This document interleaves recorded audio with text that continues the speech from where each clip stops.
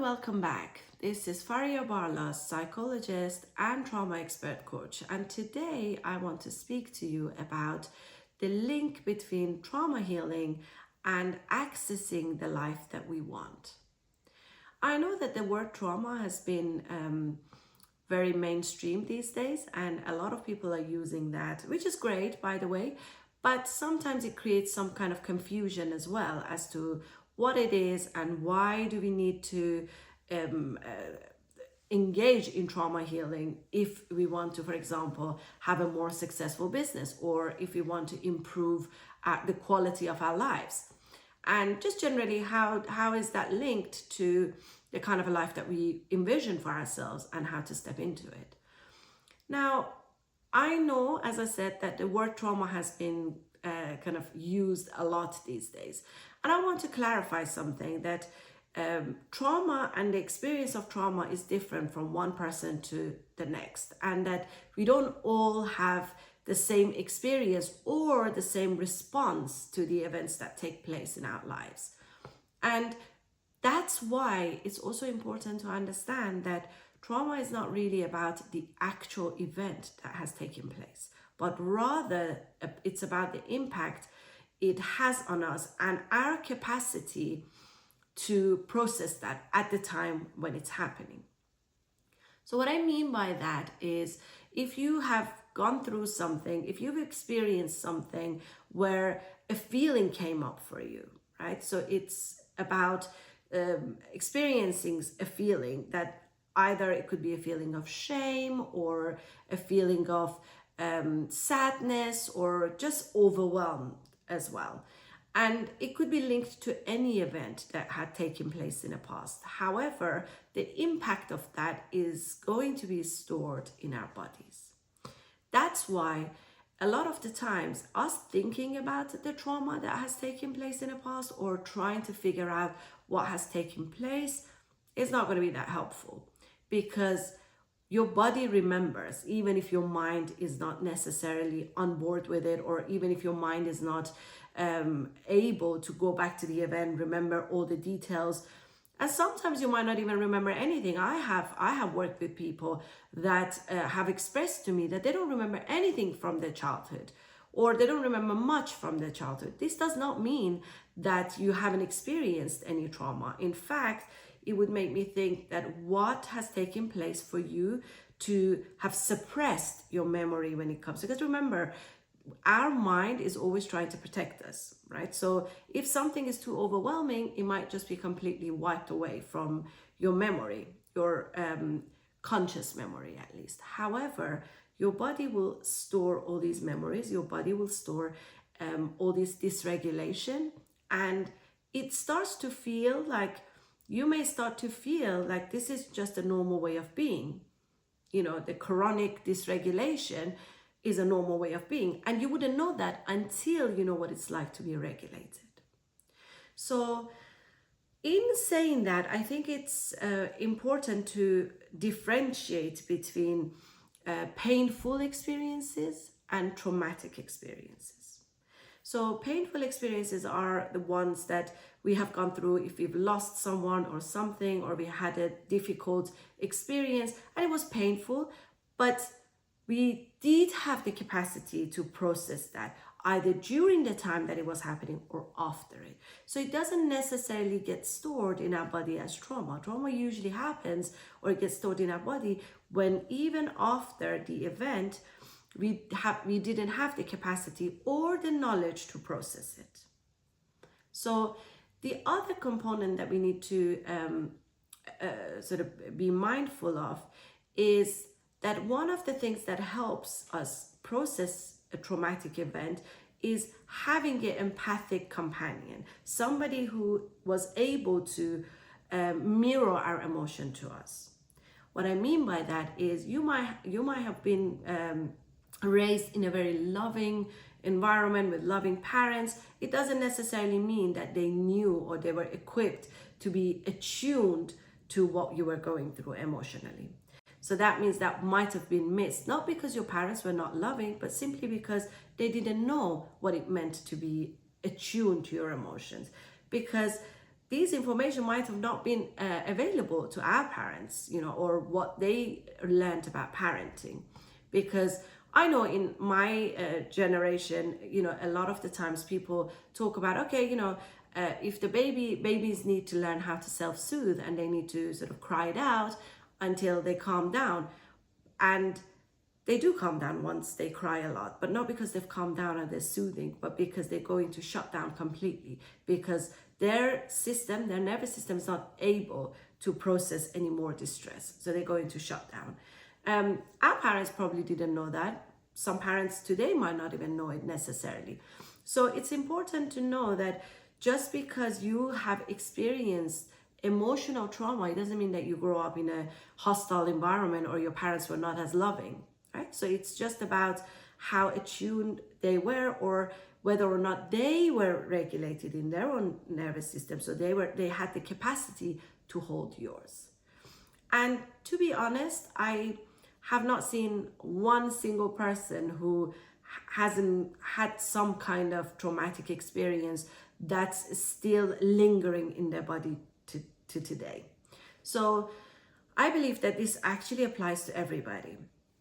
So if you want to think about how this applies to your life, if I give you an example, if you had, if you were in an environment where if you made a mistake as a child, as a teenager, in your household, in your environment, even at school with your teachers, and you were told off and you were made to feel shamed about it, that gets stored in your body. So what that looks like today is that if you're, for example, speaking to your boss might be messaging you saying, actually, something is not working and we need to have a meeting and discuss it.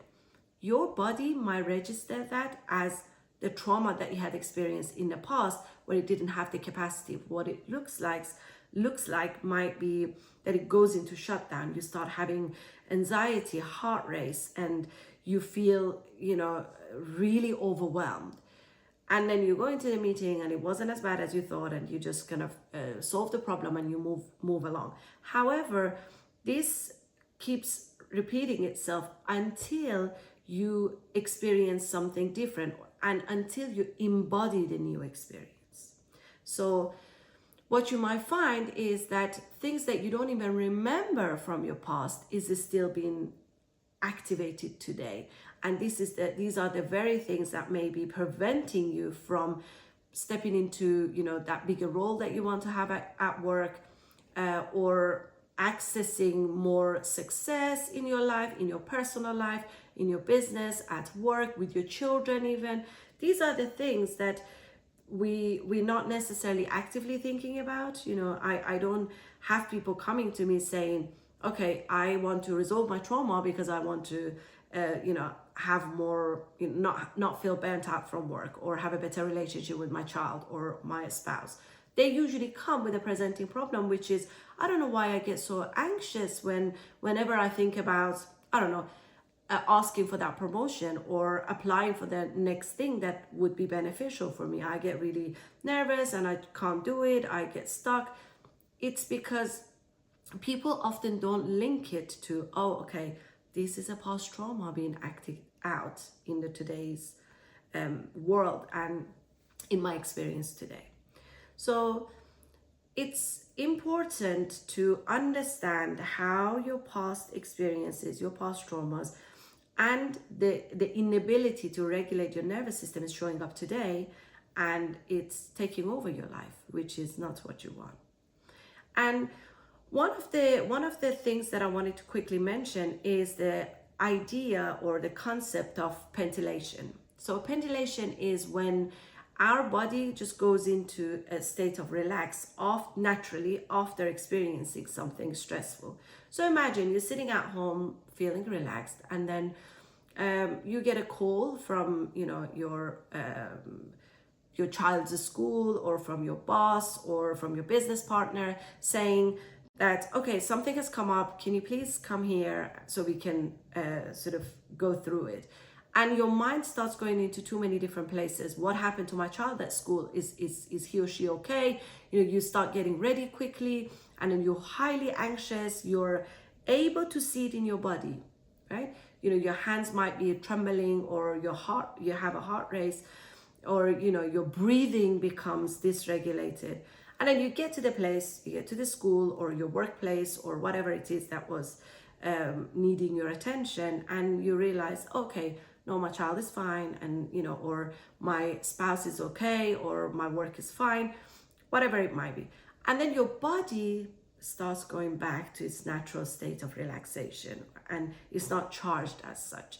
That's the state that we want to be in more often, right? But the problem is that when you have unprocessed trauma in your body, you get stuck with what we call a trauma vortex, right? So it's your body starts to lose its ability to come back to its natural state or to be regulated. So it has to constantly be in a state of being charged or activated. And over time, you start to believe that this is just how things are. This is just how you're supposed to be, or maybe you're just an anxious person, or maybe, you're not ready to have the things that you want in your life. And whilst that might be true that you're not ready, but it has nothing to do with you not being good enough to be ready. It has everything to do with your capacity is not ready to step into that something bigger just yet. So that's why the trauma healing, regulation of your nervous system, this is directly linked to expansion. This is directly linked to you wanting better things for your life and not being able to get into that. And one of the good things or productive things that we do, and I encourage everybody to learn about it, is the concept of titration, which is not stepping into what you're scared of fully, but doing it bit by bit in small doses. So you activate your trauma, but it has to be done in a setting that's safe, and ideally with an empathic companion that you have there to kind of support you through this process. And your setting has to also be safe, because remember, it was the lack of safety to begin with that landed you in your nervous system being dysregulated in the first place. So titration is about exposing yourself a little bit by bit, to the things that you are most scared of, or to the things that you get highly anxious even thinking about. So you can't jump into, for example, asking for that promotion, because it's going to really dysregulate you. But maybe you can take smaller steps. First, imagining what it's like to ask for that promotion, or taking smaller steps, exposing yourself to that thing that you're anxious about, and then taking one step at a time towards that goal. This is what we call titration, and it's titration to do with your nervous system as well. So the idea is that we need to become more aware that your success directly depends on you being able to process your past traumas, even if you don't remember the trauma necessarily, because trauma lives in the body and not necessarily the brain. I hope this is landing well for you. And if you want more resources, tools, and more information, feel free to sign up to my newsletter or check out my website. I leave all the information in the box for you.